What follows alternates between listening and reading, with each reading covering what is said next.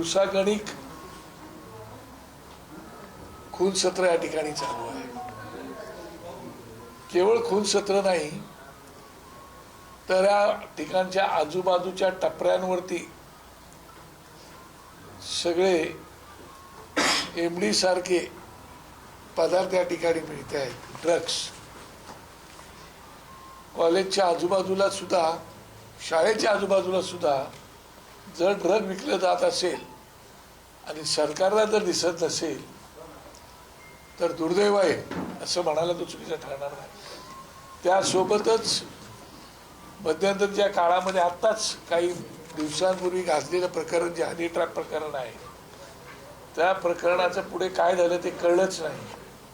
मला आजही आठवते की तुम्ही ज्यावेळेला आमचं शिबिर इकडे बाजूला होतं त्यावेळेला तुम्ही आला होता आणि त्यावेळेला तुम्ही माहिती जी दिली होती त्या अनुषंगाने त्याच वेळेला राजसाहेबांनी या विषयावरती बोलले होते.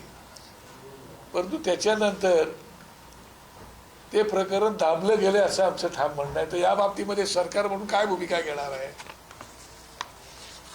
शिवाय शेतकऱ्यांच्या बाबतीमध्ये सरकारने शेतीमालाला हमी भाव देऊ, पीक विमा योजना आहेत, असे बरेचसे प्रश्न आहेत. मध्यंतरी शिक्षक संघटनेने आता मोर्चा वगैरे पण शिक्षकांचे कंत्राटी शिक्षक आहेत त्यांच्या अजूनही ते उपोषणाला बसलेले आहेत. मध्यंतरी राजसाहेब ठाकरे यांनी लक्ष घातल्यामुळे आमच्या पक्षप्रमुखांनी आम्ही माननीय मुख्यमंत्र्यांना भेटलो होतो आणि मुख्यमंत्र्यांनी आम्हाला आश्वासन दिलं होतं याविषयी मी हळूहळू मार्गाला लावतो, परंतु अजूनही तो विषय मार्गाला लागलेला नाही. तर या बाबतीमध्ये सरकार म्हणून काय करणार आहे? मुख्यमंत्री आपला दिलेला शब्द पाळणार आहेत की नाही? ज्या मुख्यमंत्र्यांनी या नाशिक शहराला दत्तक घेतलं होतं, त्या नाशिक शहराला दत्तक घेतल्यानंतर त्या नाशिक शहरामध्ये काय झालं? राज ठाकरे साहेबांची जन्मभूमी जरी मुंबईत असली तरी त्यांनी नेहमीच कर्मभूमी म्हणून नाशिककडे पाहिलेलं आहे.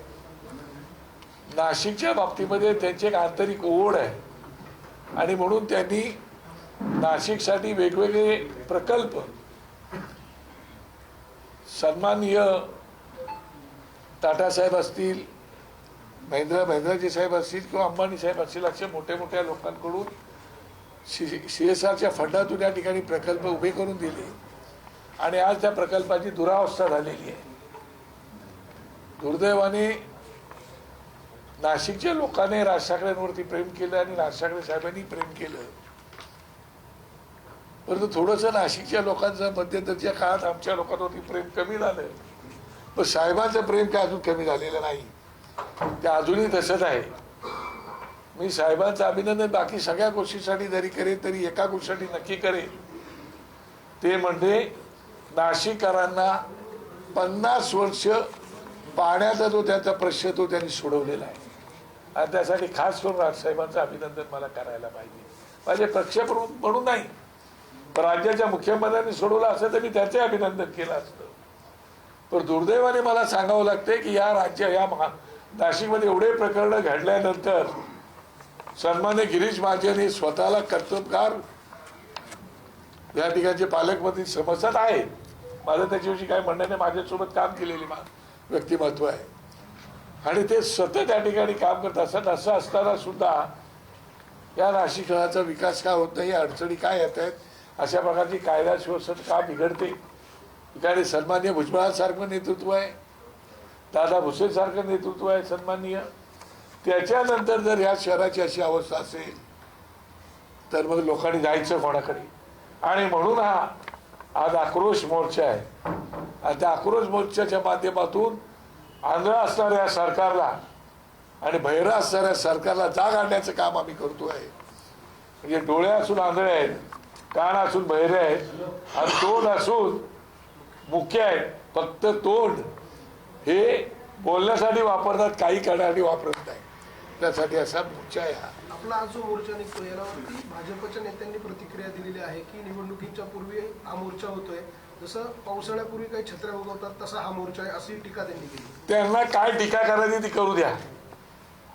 पावसाळ्यात छत्र्या उगवत आहेत की नाही उगवत तो विषय नाहीये तिथे. तुम्ही जर काम व्यवस्थित केलं असेल तर मोर्चा काढायची वेळ झाली नसती ना हो.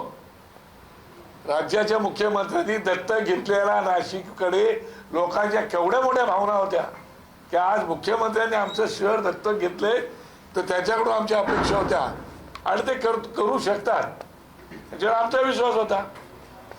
परंतु आता नाशिकच्या लोकांच्या तोंडाला पानं पुसलं असं त्यांना वाटतंय, विश्वासघात झाल्यासारखं वाटतंय. त्याच्यामुळे तुम्हाला ना इलेक्शनच्या तोंडावर मोर्चा म्हणा की आणखीन कशावर म्हणा, पण तुम्ही ते काम केलेलं नाही आणि म्हणून लोकांना मोर्चा काढावा लागतोय. एखादा आजची उपस्थिती आहे ना हीच त्यांना दाखवून देईल. मुख्यमंत्री 2 दिवसापूर्वीच नाशिकमध्ये होते. त्यांनी सांगितलं शेकडो कोटी रुपयाची गुंतवणूक नाशिकमध्ये होत आहे, मोठमोठे प्रकल्प नाशिकमध्ये येत आहे. मी नाशिक दत्तक घेतलं होतं पण मी ते अद्यापही सोडले नाही आणि नाशिकचा विकास करणार नाही ना. तुम्ही सोडलं नाही, सोडू पण नका. पण नाशिक लोक तुम्हाला आता विचारतात ना हो, आता सिंहस्थ आलाय त्याचं काय व्यवस्था केली तुम्ही? 2027ला सिंहस्थ आहे, या ठिकाणी असणारे प्रकल्प सगळे उद्ध्वस्त झाले. उत्तम प्रकारचे प्रकल्प आणलेले उद्ध्वस्त केले आणि परत आता नवीन प्रकल्प होते ते तुम्हाला टिकवता आले नाही. ते पहिले टिकवा ना आणि त्यात नवीन भर घाला. लोकांना रोजगारी कशी मिळेल त्याच्यावर विचार करा. 90,000 कोटी रुपये कर्तव्याचे तुम्ही दिलेले नाहीत, त्यातली लोक आत्महत्या करायच्या मार्गाला लागलेली आहेत. काही दिवसांनी आता शिक्षक संघटनेची लोक काही बसतील ते सुद्धा त्या मार्गाला जातील. जबाबदार कोण? मुख्यमंत्री हे राज्याचे पालक असतात. तरी पण तुम्ही नाशिक शहर पालक म्हणून घेतलं, आम्हाला आनंद वाटला की चला भले आम्ही या ठिकाणी होतो. आमचे तो सिलेक्टेड नगरसेवक होते हो, पूर्ण सत्ता आमच्या ताब्यात नव्हती. महापौरपद आमच्याकडे होतं, शांडी कमिटी अमुक म्हणजे वाटपात गेलेल्या होत्या. तरी सुद्धा राजसाहेबांनी इकडे उत्तम प्रकारचं काम केलं होतं. ते उत्तम प्रकारचं काम जरी टिकवलं असतं ना तरी आज आम्ही त्यांचं कौतुक केलं असतं. ते बोटॅनिकल गार्डन उद्ध्वस्त झालं, तो गोदावरी तिकडे आपण उभं केलं होतं.